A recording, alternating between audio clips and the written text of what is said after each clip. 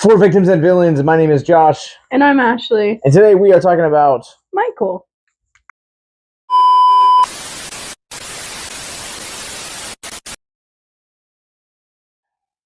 If you guys have not checked out our review, spoiler-free on Michael, please pause, click the link up here, and check it out. We are going to be diving into spoilers for Michael, so if you haven't seen it yet, links are in the show notes below where you guys can catch it. But we're going to be talking about mental health and how this movie specifically addresses mental health throughout the course of its 2-hour runtime. If you guys are new to Victims and Villains, we are a multimedia nonprofit that creates content like what you're watching right now, simply to educate and engage viewers on mental health education, suicide prevention, all through the lens of pop culture. And nothing is really more pop culture than Michael Jackson. So this is your official spoiler warning. For me, one of the major mental health themes that stood out, and maybe it's just because it definitely applied to me, but perfectionism and kind of the anxieties that aren't really ever discussed or talked about that come with perfectionism, or at least the dark side of perfectionism. As someone who is a crafter, a costumer, and a trying to be makeup artist. You do pretty good makeup, you know? There's a lot of anxiety that comes with wanting it to be perfect, especially if you're going for the screen accurate cosplays or the, perfect makeup to match whatever you're portraying.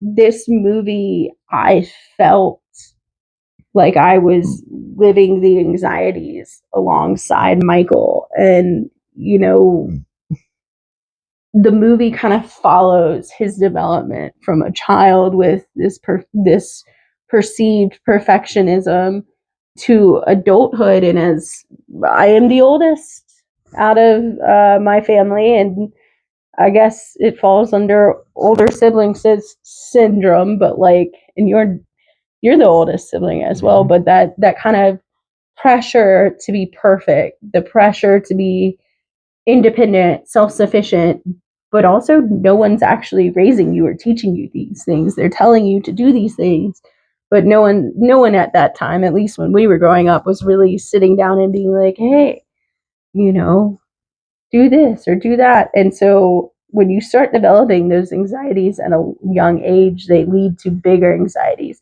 So the need for being perfect then leads into image perception and wanting a perfect image. That then leads, for me, it led into pretty severe eating disorders and body dysmorphia. And we actually see quite a little bit of that in the movie as well, which was unexpected for me. But I think, the fact that you feel it and it's there, but it's also showcased respectfully, it really helps me to get in that mindset of it's okay to be a perfectionist, but also make sure you're taking care of yourself as well. And I think that was kind of a nice little added bonus in the film for me. I think when you talk about the pursuit of perfection, it is one that is this constant, never-ending cycle of disappointment because you're never going to be 100% perfect. And I think we see that here specifically with the Michael character. I think about the scene in particular where he is going to get the nose touch up because he wanted to be perfect, and that kind of lends into the conversation of body dysmorphia that you talked about. Having also been someone that has struggled and battled over the years with his own body dysmorphia, not liking the way that I look in certain outfits, or especially going from as a teenager having really long hair and being bald and kind of being self-conscious about that sort of stuff. That's but still, I was self-conscious about it, for a long time, and I don't think it was until probably within the last year, I started kind of actually getting comfortable in my own skin. But also on the flip side of that, I think you also have the Joseph Jackson character that almost kind of has this aspect of him that he didn't quite have perfectionism in his own life in his childhood, and he kind of wants that to be for his children. It kind of leans into this style of parenting that we often find in biopics or films, very similar in nature to Michael, where even stories where you have the overbearing parent that wants that pursuit of fiction. You kind of see it lingering throughout. It didn't matter how big Michael got, he was never happy for his son. It was never enough. And that, in and of itself, I think is such a dangerous place to be, because if you're never happy or you're never satisfied with where you are, you always are chasing the next thing.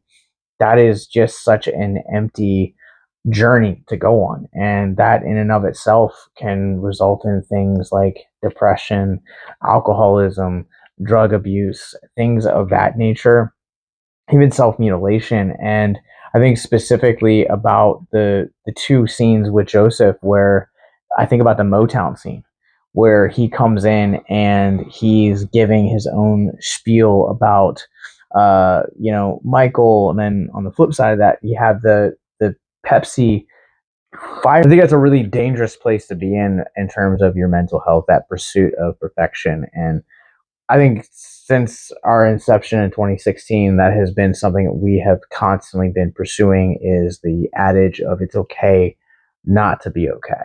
And we're not just people that are just kind of pulling us out of our asses or out of thin air. Like, this is something that we genuinely believe, that it is okay not to be okay. And I think one of the things that this film reminds us is that your circumstances don't have to define you. Talking about circumstances not defining you, there's one scene that stands out in particular. It's right when Joe, very first act of the movie, Joe whips out a belt, and you don't see what happens, but you know what's going to happen. And from the time that belt comes out till Joe is fired as Michael's manager, you see this little glimmer of hope, this little light that slowly gets bigger and bigger and bigger and bigger. And we see that in Michael's mother saying, when he's a young boy, don't let anyone steal that light. Just foster that light and let it grow bigger and bigger and bigger. And I felt that this entire movie, it was like this hope. And at the end of the day, you mentioned it's okay not to be okay. Yes, it is okay not to be okay, but you also have to remember to have hope, that there is always something to hope for. There's always something to look for.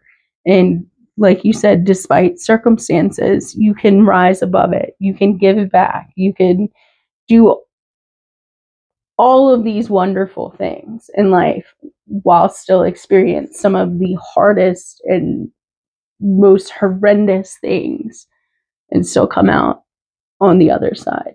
If you or someone you know is currently struggling with suicide, addiction, self-harm, or depression, please consider the links in our show notes below. Once again, Michael is now playing in theaters everywhere from Lionsgate. Check the link in the show notes below to see where it's playing in your city.